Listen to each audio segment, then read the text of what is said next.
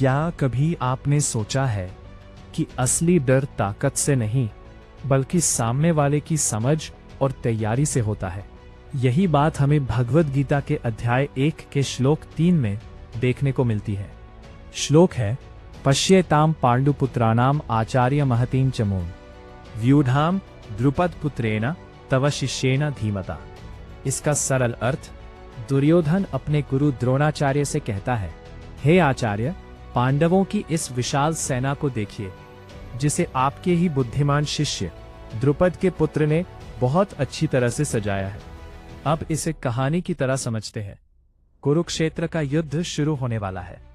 दोनों सेनाएं आमने सामने खड़ी है।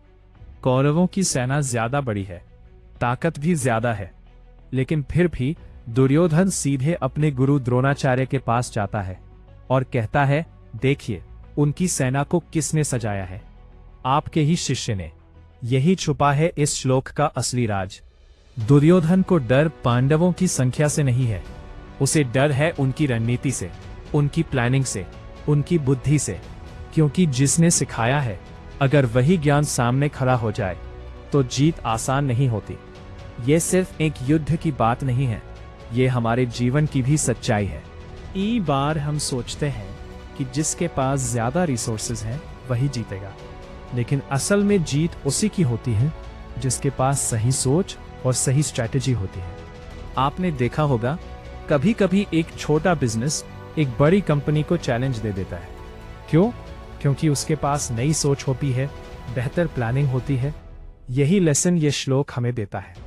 दुर्योधन बाहर से कॉन्फिडेंट दिखता है, लेकिन अंदर से उसे पता है कि सामने सिर्फ सेना नहीं है, सामने वो ज्ञान है जो कभी उसी के गुरु ने सिखाया था। और जब नॉलेज आपके खिलाफ खड़ा हो जाए तो सिर्फ ताकत काम नहीं आती। आज के लिए सीख, कभी भी किसी को उसकी साइज या रिसोर्सेज से जज मत करो।